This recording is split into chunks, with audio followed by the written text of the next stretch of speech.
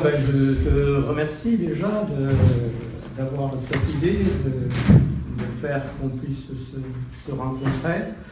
Vous connaissiez peut-être ma femme, ou tout au moins de vue. Moi, je suis jamais venu, donc c'est normal que vous me découvriez. J'ai quand même une interrogation. Je suis le seul homme Il y a des messieurs qui viennent mais qui repartent. Ils sont tout seuls. Écoutez, ça confirme un peu ma décision d'écrire ce roman, puisque je fais partie un peu de ceux qui lisaient autrefois et qui peu à peu ont délaissé la lecture du roman. Je pense que c'est dû à une tendance lourde d'un certain type de roman. Et je me suis dit, quand je serai à la retraite, si j'écris un roman, c'est essayer de sensibiliser tout le monde et pas uniquement la gente féminine. Faire en sorte que la gente féminine s'y retrouve, ça sera une gageure si j'intéresse par ailleurs la gente masculine. Et donc je me suis décidé à écrire Dilemme. Je vous dirai ensuite ce qui m'a motivé dans la rédaction de ce roman. Avant toute chose, je vous résumerai très, très brièvement ce qu'il en retourne.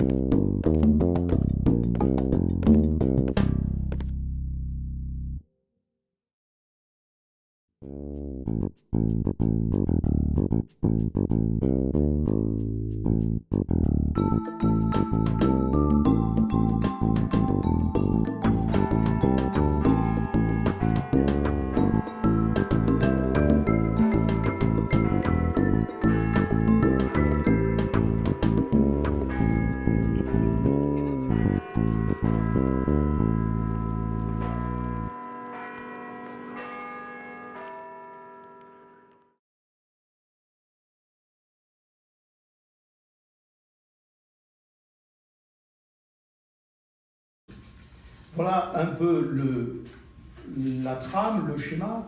Alors, Dilemme n'est pas un roman, je vous le laissais entendre, thriller. Ce n'est pas non plus un roman psychologique. En fait, c'est un roman transgenre. Et la volonté, et c'est le contrat de lecture que je passe avec les lecteurs, vous l'avez dès le titre, Dilemme, et en sous-titre, Hong Kong Leaks, une certaine vérité.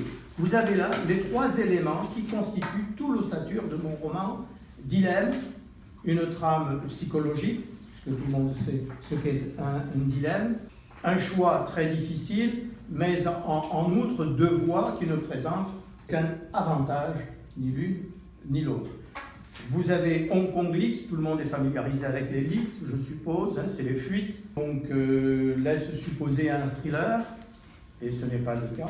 Et une certaine vérité, eh bien là c'est la partie réflexion, parce qu'il y a dans ma volonté d'écriture, d'écrire ce roman, la volonté de relever trois défis dont je reviendrai ultérieurement. Mais cette vérité, elle est à la fois la vérité dans les faits, alors c'est un peu osé de ma part en tant qu'écrivain romancier de parler de vérité des faits, alors qu'il y a pour cela la justice, il y a pour cela des journalistes, et il y a aussi une vérité sur le plan littéraire. Alors, la thématique dans ce roman, en fait, je pourrais parler des thématiques. Vous avez compris, pour la première, c'est l'argent. La seconde, c'est ce qui est opposé à l'argent, c'est la relation à l'autre, suivant une formule de Marx. Quand on veut plus d'argent, on cherche à s'accaparer l'autre. La troisième thématique, qui est consubstantielle à dilemme, puisque c'est une réflexion et une hésitation entre une éthique de responsabilité et une éthique de conviction. Cette éthique-là, qui est valable pour l'ensemble des protagonistes qui sont confrontés à cette affaire, faut-il ou non faire la publicité sur les fichiers des comptes bancaires de cette banque, au risque de mettre en péril cette banque, qui est le fleuron de la finance française à l'international. Mais avec Franck, le personnage central, on déborde cette première idée d'éthique pour voir un personnage qui en fait une attitude de vie. Le problème pour Franck, c'est que personne dans son entourage ni ses interlocuteurs ne le suivent dans ses considérations éthiques. Même sa compagne reçoit ses préoccupations éthiques d'une manière étonnée. Quant à ses amis, ils ironisent. Alors, est-ce à dire qu'il n'y a rien de sérieux dans cela? Ben ça, ce sont lecteurs et les lectrices qui jugeront de cette question et de ce positionnement de Franck par rapport à l'éthique quant à avoir une qualité de vie et sa relation à l'autre. Je dirais, pour terminer, que dilemme, c'est le fait d'être motivé, quand je décide la rédaction de ce roman, de relever des défis littéraires. D'abord, est-ce que l'on peut tirer un récit littéraire de faits divers? La réponse est non, quand on lit les essais de celles et ceux qui se prêtent à l'étude de la littérature. Le second défi, c'est mais qu'est-ce que peut dire de plus un roman par rapport à ce que l'on peut apprendre de cette réalité des évasions fiscales, des sociétés offshore? Et là, la réponse est aussi non, parce que selon la communauté des lettrés, un auteur n'a absolument rien à dire et il ne doit se préoccuper que du style. Bon, c'est donc le second défi. Et le troisième défi, qu'est-ce qu'un roman, qu'est-ce que la littérature peut avoir à faire avec l'éthique, avec la philosophie morale? Eh bien là, assurément, rien à voir, puisque la littérature, précisément, c'est de nous permettre, à tout un chacun, de transgresser les règles morales. De ces trois défis, il m'a semblé qu'il y avait une expérimentation à faire, et vraiment le terme qui doit caractériser mon roman, c'est cela, c'est l'expérimentation.